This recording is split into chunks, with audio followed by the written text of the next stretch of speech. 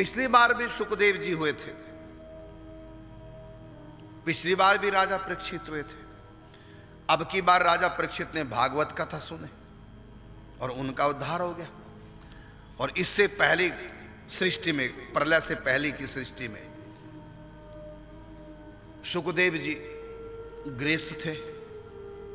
अब की बार जो सुखदेव जी हैं वो गृहस्थी नहीं है, लेकिन पूर्व की सृष्टि में जो सुखदेव जी थे प्रलय से पहले वाले में गृहस्थी थे। अब की बार जो सुखदेव जी हैं उनके गुरु वेद व्यास जी, और पिछली बार सृष्टि के सुखदेव जी के गुरु राजा जनक है। अब की बार परीक्षित ने कथा सुनी भागवत की, और पहली सृष्टि के जो राजा परीक्षित हुए हैं उन्होंने कथा नहीं सुनी थी, बल्कि तक्षक नाग से बचने के लिए 7 मंजिला इमारत बनाई और सर्प मुझ तक ना पहुंच पाए ऐसी व्यवस्था की। और अंत में सर्प पहुंचा, परीक्षित को डस गया, परीक्षित मर गए और अंत में दुर्गति को प्राप्त हुए। आत्मा लगी भटकने, तब उनके पुत्र जन्मे जने।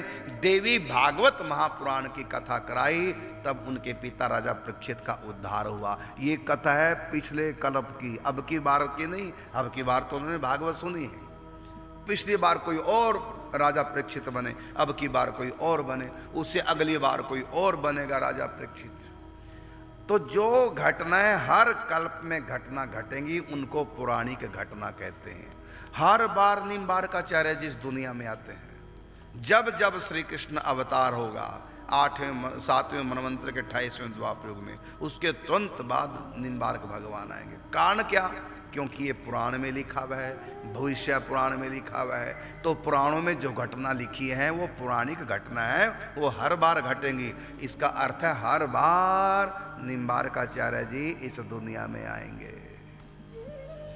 एक बार जन्म, अब की बार जन्म हुआ उनका, जैसा कि आपने भक्तमाला गाथा धारावाहिक में देखा। अब की बार श्री निम्बार्काचार्य जी का अवतार हुआ है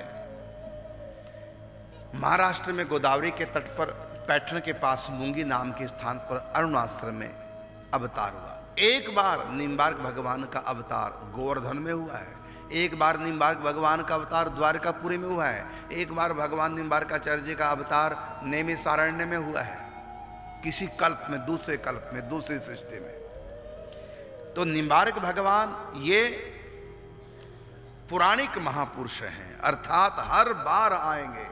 हर बार निम्बार्क संप्रदाय होगा, हर सृष्टि में होगा। चारों संप्रदाय हर सृष्टि में होंगे, हर बार होंगे, क्योंकि पुराणों में इन चारों संप्रदायों का वर्णन आया है। तो जिसकी चर्चा पुराणों में है वो व्यक्ति हर बार अवतार लेगा। हाँ, आत्मा बदलती रहेंगी, कभी कोई बनेगा, जैसे उदाहरण के रूप में कभी मनु शत्रुपा बनते हैं दशरथ कौशल्या, कभी कश्यप अदिति बनते हैं दशरथ कौशल्या, लेकिन रहेंगे हर बार। ये है पुराणों का रहस्य, इसलिए इनको पुराण कहते हैं। पुराण का मतलब प्राचीन, और प्राचीन का मतलब होता है इस सृष्टि से पहले वाली जो सृष्टि थी वही सृष्टि दोबारा से फिर उसी तरह घटना घटेगी। और कुछ घटना ऐसी हैं जो पुराणों में लिखी नहीं है लेकिन घटती हैं, उनको बोलते हैं ऐतिहासिक घटनाएं।